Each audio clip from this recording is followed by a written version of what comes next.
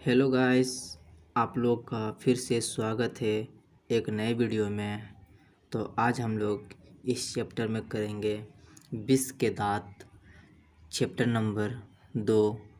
इससे पहले हमने किया था श्रम विभाजन और जाति प्रथा, जिनके लेखक थे डॉक्टर भीमराव अम्बेडकर। अगर आपने वह वीडियो नहीं देखे हैं तो आप प्लेलिस्ट में जा कर के उन्हें देख सकते हैं। प्लेलिस्ट में जा कर के class 10th Hindi objective question chapter 22 लिखा होगा, उसमें जाइएगा, वीडियो मिल जाएगा या वीडियो उसी का नीचे आएगा। तो चलिए हम लोग वीडियो को स्टार्ट करते हैं। तो इसका यानी कि विष के दांत के लेखक हैं नलिन बिलोचन शर्मा जी। कौन हैं? तो इनके लेखक हो जाते हैं नलिन बिलोचन शर्मा जी। तो इनका जीवनी के बारे में पहले पढ़ लेते हैं। आप लोग थोड़ा ध्यान दीजिएगा यहाँ पे। आजकल कहानी से ज़्यादा यानी कि जो इनके लेखक है उनके बारे में ज़्यादा पूछा जाता है, इसलिए इसको थोड़ा अच्छा से देखिएगा। अगर आप लोग हमारे साथ साथ पेन और कॉपी लेकर के बैठते हैं और नोट्स बनाते हैं तो ज़्यादा बेहतर रहेगा। जो इम्पोर्टेंट पॉइंट रहेगा वो हम बताते चलेंगे, आप लोग उसे नोट्स करते हुए चलिएगा। तो चलिए वीडियो को स्टार्ट करते हैं। और हाँ दोस्तों, अगर आप लोग हमारे चैनल पर नए हैं तो हमारे चैनल को ज़रूर सब्सक्राइब कर लें ताकि ऐसी वीडियो आप सभी को मिलते रहे। तो चलिए वीडियो को स्टार्ट करते हैं। तो यहाँ पे दिया गया है नलिन बिलोचन शर्मा। यहाँ पे लिखा है नलिन बिलोचन शर्मा का जन्म, ध्यान दीजिएगा, 18 फरवरी 1916 ईस्वी में। ठीक है, इसे आप लोग लिख लीजिएगा। यहाँ क्वेश्चन पूछता है नलिन बिलोचन शर्मा का जन्म कब हुआ था? तो 18 फरवरी 1916 ईस्वी में इनका जन्म हुआ था। और कहाँ हुआ था? तो पटना के बदरघाट में हुआ था। तो यहाँ क्वेश्चन ये भी बनता है कि इनका जन्म कहाँ हुआ? तो पटना के बदरघाट में इनका जन्म हुआ था। तो ठीक है, आगे है वे जन्मा भोजपुरी भाषी थे, यानी कि वे जन्म से ही भोजपुरी का यानी कि बचपन से वे भोजपुरी बोलते आए हैं। वे दर्शन और संस्कृत के प्रख्यात विद्वान, आगे ध्यान दीजिएगा, महामहोपाध्याय यानी कि पंडित रामावतार शर्मा के ज्येष्ठ पुत्र थे। यानी यहाँ पे क्वेश्चन है उनके पिता का नाम क्या था? तो पंडित रामावतार शर्मा उनके पिताजी हुए। ठीक है, तो इनको भी लिखते चलिएगा। और ध्यान दीजिएगा कि नलिन बिलोचन शर्मा जी अपने पंडित रामावतार शर्मा के कष्ट पुत्र थे, तो यहाँ पे हो जाएगा उनके ज्येष्ठ पुत्र थे। आगे बढ़ते हैं।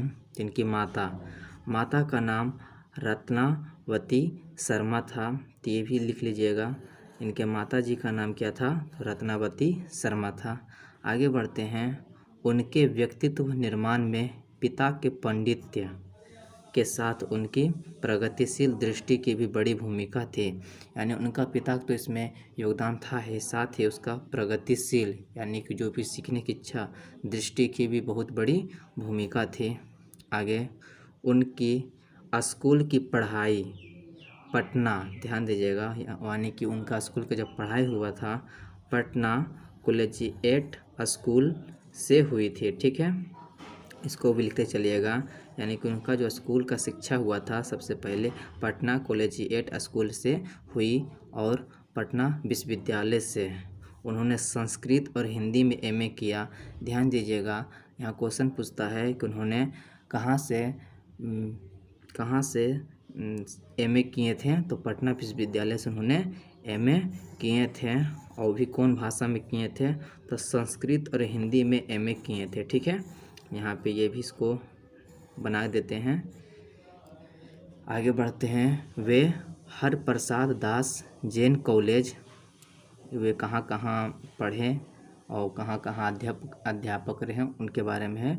वे हरप्रसाद दास जैन कॉलेज, आरा, रांची विश्वविद्यालय और अंत में पटना विश्वविद्यालय में प्रधानाध्यापक रहे थे। यहाँ से ध्यान दीजिएगा, कहीं से भी क्वेश्चन इसमें पूछ सकता है कहाँ कहाँ वे रहे थे प्रधानाध्यापक। तो ध्यान दीजिएगा, हरप्रसाद दास जैन कॉलेज में रहे थे, आरा में रहे थे, रांची विश्वविद्यालय में, और लास्ट में कहाँ रहे थे? तो पटना विश्वविद्यालय में प्रधानाध्यापक रहे थे। आगे है सन 1959 ईस्वी में वे पटना विश्वविद्यालय के हिंदी विभाग के अध्यक्ष हुए। ये भी क्वेश्चन पूछता है कि सन 1959 ईस्वी में वे किस विश्वविद्यालय में हिंदी विभाग के अध्यक्ष रहे, तो पटना विश्वविद्यालय के अध्यक्ष रहे थे। ठीक है, इसको भी आप लोग नोट्स में लिख लीजिएगा। तो चलिए आगे बढ़ते हैं। और मृत्यु पर्यंत यानी कि मृत्यु के समीप थे, उनका जन्म यानी कि मृत्यु कब हुआ, तो 12 सितंबर 1961 ईस्वी में इनका निधन हो गया था। इस पद पर बने रहे थे, यानी कि वे पटना यानी कि मृत्यु पर्यंत जब थे तो वे पटना विश्वविद्यालय के हिंदी विभाग के अध्यक्ष बने हुए थे। तो चलिए आगे बढ़ते हैं। आगे यहाँ से इनकी कविताएं, रचनाएं के बारे में दिया गया है। इसमें से कुछ कुछ आप लोग ज़रूर याद रखिएगा। जो जो हम बताएंगे उनको ज़्यादा से ज़्यादा याद करने का प्रयास कीजिएगा। तो चलिए आगे बढ़ते हैं। हिंदी कविता में प्रबंधवाद के प्रवर्तक और नई शैली के आलोचक नलिन जी की रचनाएं इस प्रकार हैं। इसको जरूर ध्यान दीजिएगा। दृष्टिकोण किसकी रचना है, तो नलिन विजय शर्मा जी की रचना है। ये पूछता है। साहित्य का इतिहास दर्शन, ये भी पूछता है। इसे भी आप लोग लिख लीजिएगा। यहाँ पे रचना लिख करके ये सब लिख लीजिएगा। ठीक है, दृष्टिकोण, साहित्य का इतिहास दर्शन, मानदंड, आगे है हिंदी उपन्यास जो लिखे हैं उसके बारे में दिया गया है। विशेषता, प्रेमचंद किनकी रचना है, तो नलिन विजय शर्मा जी के हैं। साहित्य तत्व और आलोचना, साहित्य तत्व और आलोचना के भी लेखक नलिन विजय शर्मा जी ही हैं। आलोचनात्मक ग्रंथ हैं यहाँ विष के दांत, इसके बारे में हम लोग को पढ़ना है। तो यहाँ से क्वेश्चन पूछता है विष के दांत कैसा आती है, तो पूछता आलोचनात्मक ग्रंथ है। ठीक है, और सत्र असंग्रहित पूर्व छोटी कहानियाँ, यहाँ पे कहानियाँ संग्रह है। केसरी कुमार तथा नरेश के साथ काव्य संग्रह। ठीक है, आगे नकेन के परपद और नकेन 2, ये भी हैं। इस हम कुछ खास नहीं हैं। आगे है सदल मिश्र ग्रंथावली, ये सब कुछ खास नहीं है। आगे बढ़ते हैं। अयोध्या प्रसाद खत्री स्मारक ग्रंथ, संत परंपरा और साहित्य, ये याद रखिएगा। संत परंपरा और साहित्य आदि संपादित ग्रंथ हैं। तो चलिए आगे बढ़ते हैं। आलोचकों के अनुसार प्रयोगवाद का वास्तविक प्रारंभ नलिन विलोचन शर्मा जी की कविताओं से और उनकी कहानियों में मनोवैज्ञानिकता के तत्व समग्रता से उभर कर आए हैं। ठीक है, आगे आलोचना में वे आधुनिक शैली के समर्थक हैं, यानी कि आलोचना में वे आधुनिक युग के समर्थक रहे हैं, उन्हें आगे बढ़ावा दिए हैं। वे कथ्य, शिल्प, भाषा आदि सभी स्तरों पर नवीनता के आग्रही लेखक थे। ये किसके किसके आग्रही लेखक थे, तो कथ्य के, शिल्प के और भाषा आदि के। ठीक है, आगे उनमें प्राय परंपरागत दृष्टि एवं शैली का निषेध तथा आधुनिक दृष्टि का समर्थन है। ये सब उसके बारे में कुछ कुछ दिया गया है। इस सबसे उतना खास पूछता नहीं, इसलिए इसमें उतना सही से नहीं बता रहे हैं। तो आगे बढ़ते चलते हैं। आगे आलोचना की उनकी भाषा गठी हुई और संकेतनात्मक है। उन्होंने अनेक पुराने शब्दों को नया जीवन दिया जो आधुनिक साहित्य में पुनः प्रतिष्ठित हुई। ठीक है, तो आगे बढ़ते हैं। यहाँ पे कहानी का सारांश दिया गया है छोटा सा। तो इस कहानी में क्या क्या है उसके बारे में बताया गया है। तो यह कहानी विश्व के दांत तथा अन्य कहानियाँ कहाँ से लिया गया है, विश्व के दांत तथा अन्य कहानियाँ कहाँ से, अन्य कहानी नामक कहानी संग्रह से ली गई है। यह कहानी मध्य वर्ग, ध्यान दीजिएगा, यहाँ मध्य वर्ग के अनेक अंतर्विरोधों को उजागर करती है। कहानी का जैसा ठोस सामाजिक संदर्भ है वैसा ही स्पष्ट मनोवैज्ञानिक आशय भी। ठीक है, आर्थिक कारणों से मध्य वर्ग के भीतर ही एक और सेन साहब जैसों की एक श्रेणी उभरी है जो अपने महत्वाकांक्षा और सफ़ेद पोशी के भीतर लिंग भेद जैसे कुसंस्कार छिपाए हुए हैं। कौन? तो सेन साहब जैसे मध्य वर्ग के लोग। तो दूसरी ओर गिरधर जैसे नौकरी पैसा निम्न मध्यवर्गीय। ठीक है, ये कौन से हैं? गिरधर कैसे हैं? तो नौकरी पैसा वाले हैं लेकिन निम्न मध्यवर्गीय व्यक्ति की श्रेणी है, जो अनेक तरह की थोपी गई बंदिशों के बीच भी अपने अस्तित्व को बहादुरी एवं साहस के साथ बचाए रखने के लिए संघर्षरत है। यह कहानी सामाजिक भेदभाव, ध्यान दीजिएगा, ये कहानी क्या चीज़ का है? तो सामाजिक भेदभाव, लिंग भेद, आक्रामक स्वार्थ की छाया में पलते हुए प्यार दुलार के कुपरिणामों को उभारती हुई सामाजिक समानता एवं मानवाधिकार के महत्वपूर्ण वानगी पेश करती है। ठीक है, इसमें साफ साफ लिखा गया है कि इसमें आप लोग को जो आज का जो समाज है जिसमें लिंग भेदभाव किया जाता है उसके बारे में इसमें एक झलक दिखाया गया है। एक तरफ मध्य वर्ग के लोग रहेंगे और दूसरे तरफ निम्न मध्यवर्गीय हैं। इसी के बीच में जो भेदभाव होता है उसके बारे में बताया गया है। तो चलिए हम लोग कहानी की ओर बढ़ते हैं। ये तो नलिन बिलोचन शर्मा जी की पूरा जीवनी थी और कहानी का सारांश था। तो चलिए मेन कहानी की ओर बढ़ते हैं। तो यहाँ से स्टार्ट होता है कहानी का नाम है विष के दांत। विष मतलब होता है जहरीला और दांत। ठीक है, तो विष के दांत। तो यहाँ से स्टार्ट होता है। सेन साहब की नई मोटर कार बंगले के सामने बरसाती में खड़ी है। ध्यान दीजिएगा, सेन साहब की मोटर कहाँ खड़ी है? तो बंगले में खड़ी है। और क्या में है? तो बरसाती, जो उसमें कपड़ा डाल देता है बरसाती वाला, कि बरसात में दिक्कत ना होवे, तो बरसाती में खड़ी है।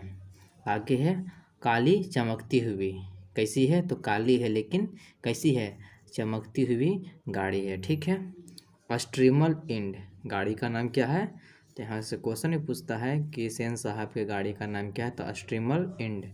जैसे कोयल घोंसले में कि कब उड़ जाए, जैसे कि वह इतना चमकदार है कि क्या कहें। आगे, सेन साहब को इस कार पर नाज है, उसे इस कार पर बहुत गर्व है। बिल्कुल नई मॉडल, या कैसी मॉडल है? तो नई मॉडल है। आगे 7,500 में आई है। तो यह गाड़ी कितने में आई थी? तो 7,500 रुपये में आई थी। ठीक है, आगे काला रंग, जो कि पहले भी यहाँ पे काली चमकती हुई वही है। काला रंग, चमक ऐसी कि अपने मुंह देख लो। इतना उसमें चमक है कि इसमें अपना सूरत भी देख सकते हैं। आगे, कहीं पर एक धब्बा दिख जाए तो क्लीनर और सोफर की सामत ही समझो। यानी कि वे अपने गाड़ी को पूरा साफ से रखते थे। यानी कि जो क्लीनर, गाड़ी को साफ करने वाले थे, सोफर यानी ड्राइवर थे, अगर थोड़ा सा भी धब्बा दिखता था दोनों पर बहुत ही गुस्सा करते थे। मेम साहब की सख्त ताकीद है कि खोखा खोखी, यानी खोखा उनका बेटा, खोखी उनकी बेटी, खोखा मिस लड़का, खोखी मिस लड़के। ठीक है, गाड़ी के पास फटकने यानी कि भटकने न पाए, उसके आसपास ना दिखे। ठीक है, आगे लड़कियां तो पांचों बड़ी सुशील है। यानी कि उनकी सेन साहब की कितनी बेटियां हो गई? 5 बेटियां। सबके सब कैसे? सुशील, यानी कि बहुत ही अच्छे हैं। 5 ठहरी और 100 भी लड़कियां तहजीब और तमीज़ की तो जीती जागती क्या है? तो मूरत हैं। यानी कि उनकी बेटी एक तरह से मानिए तो मूरत है। मिस्टर और मिसेज सेन ने उन्हें क्या करना चाहिए यह सिखाया हो या नहीं। यानी कि उनकी बेटी को क्या करना चाहिए ये अपने बेटी को सिखाया है या नहीं, इसके बारे में बता रहा है। लेकिन क्या क्या नहीं करना चाहिए, लेकिन उन्हें ये ज़रूर सिखाए हैं कि क्या क्या आप तुम लोग को नहीं करना, यानी कि उनके बेटी को क्या क्या नहीं करना है यह सिखाया है। इसकी उन्हें ऐसी तालीम दी है, यानी ऐसा सिखाया गया है कि बस लड़कियां क्या है कठपुतलियाँ हैं। लड़की क्या हैं उनके, तो कठपुतलियाँ, यानी कि जैसा वो उनके माता पिता बोलते हैं वैसा सुनते हैं, और उनके माता पिता को इस बात पर गर्व है। ठीक है, आगे, वे कभी किसी चीज़ को तोड़ती फोड़ती नहीं है, कुछ भी उसका घर में हो उसे तोड़ फोड़ वो नहीं करती है। आगे है, वे दौड़ती है और खेलती भी है, यानी उनकी बेटियां हैं, दौड़ती भी है खेलती है, लेकिन सिर्फ शाम के वक्त। यहाँ क्वेश्चन पूछेगा उनकी बेटियां कब खेलती है, तो सिर्फ शाम के वक्त में उनकी बेटियां दौड़ती और खेलती है। और चूँकि उन्हें सिखाया गया है कि ये बातें उनकी सेहत के लिए क्या है, ज़रूरी है, यानी उनके माता पिता उन्हें सिखाए हैं कि खेलना कूदना सेहत के लिए ज़रूरी है, लेकिन वे सिर्फ शाम को खेला करते हुए भी बताया गया है कि धूप में या सुबह को नहीं खेलना, सिर्फ शाम के वक्त खेलना है। वे ऐसी मुस्कुराहट अपने होठों पर ला सकती है कि सोसाइटी की तारिकाएँ भी उनसे कुछ सीखना चाहेंगे, यानी उनकी बेटियां ऐसे एकदम सहज हैं, सुशील हैं कि अगर उनके यहाँ पड़ोसी देख लेते हैं तो बोलते मेरा बेटे बेटी भी ऐसा ही हो, उनसे कुछ सीखना चाहते हैं, अपना बेटे बेटी को सिखाना चाहते हैं। तो सीख ले पर उन्हें खिलखिलाकर किलकारी मारते हुए किसी ने सुना नहीं। वे कभी हंसते नहीं हैं, जैसे बहुत कोई हंसता है उस टाइप से वो हंसता नहीं है। सेन परिवार के मुलाकाती रसक के साथ अपने शरारती बच्चों से खींच कर कहते हैं, यानी अपने बच्चे से झिझक कर कहते हैं, एक तुम लोग हो और मिसेज सेन की लड़कियां हैं। अबे फूल का गमला तोड़ने के लिए बना है, तुम लोगों के मारे घर में कुछ भी तो नहीं रह सकता है। यानी कि जो बच्चे सोसाइटी के होते हैं, थोड़ा खेल कूद करते हैं, तो कुछ क्रिकेट खेलते हैं तो गमला टूट जाता है, खिड़की का शीशा फूट जाता है, तो उससे खींच करके बच्चों से खींच करके बोलते हैं कि एक तुम लोग हो और एक सेन साहब की बेटी है। गमला तोड़ने के लिए है, फूल का गमला नहीं ना, उन्हें रखने के लिए, लेकिन एक तुम लोग हो, तुम लोग के रहते हुए घर में कुछ नहीं रह सकता है, वो अपने बच्चे को बताते हैं। आगे है, सो जहाँ तक सेन परिवार की लड़कियों का सवाल है, उनसे मोटर की चमक दमक को कोई ख़ास खतरा नहीं था, यानी कि उनकी जो पांचों बेटियां थी उनसे सेन साहब के गाड़ी को कोई खतरा नहीं था। लेकिन खोखा भी तो है, लेकिन उनका बेटा का नाम क्या है, खोखा भी तो है, खोखा जो एक ही है, सबसे छोटा है। खोखा कौन है, तो सेन साहब का बेटा है जो एक है, यानी सेन साहब का मात्र एक पुत्र है, बाकी 5 पुत्रियां हैं, और वह भी पुत्र कैसा है, तो छोटा है। खोखा ना उम्मीद बुढ़ापे की आंखों का तारा है, यानी उनके माता पिता को उम्मीद नहीं था कि खोखा भी होगा। यह नहीं कि मिसेज सेन अपना और बुढ़ापे का कोई ताल्लुक किसी हालात में मानने को तैयार हो, और सेन साहब तो सचमुच बूढ़े नहीं लगते, लेकिन मानने लगने की बात छोड़िए, हकीकत तो यह है कि खोखा का आविर्भाव तब जाकर हुआ था जब उनकी कोई उम्मीद दोनों को बाकी नहीं रह गई थी। आगे है, खोखा जीवन के नियमों का अपवाद था, और यह अस्वाभाविक नहीं था कि वह अपने घर के नियमों का भी अपवाद हो। जैसे वह अपवाद था, यानी कि अपवाद में पैदा हुआ था, वैसे वह अपना घर का भी अपवाद में रहा।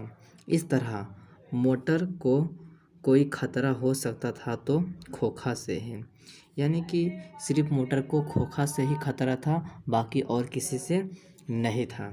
आगे बात ऐसी थी कि सीमा, रजनी, आलो, शेफाली, आरती, ध्यान दीजिएगा यहाँ से, सीमा, रजनी, आलो, शेफाली, आरती, ये सेन साहब की 5 पुत्रियाँ के नाम दिए गए हैं। कभी कभी क्वेश्चन में पूछ जाता है। पांचों हुई तो उनके लिए घर में अलग नियम थे, यानी पांचों के लिए घर में अलग नियम थे, दूसरी तरह की शिक्षा थी, और खोखा के लिए अलग दूसरी। कहने के आज हम यहीं पर वीडियो समाप्त करते हैं। आप सबसे मिलेंगे पार्ट 2 में। ये पार्ट 1 है, ठीक है। पार्ट 2 आगे बना देंगे, वीडियो बहुत लंबा हो गया है। तो चलिए ये वीडियो यहीं समाप्त करते हैं। जय हिंद, जय भारत।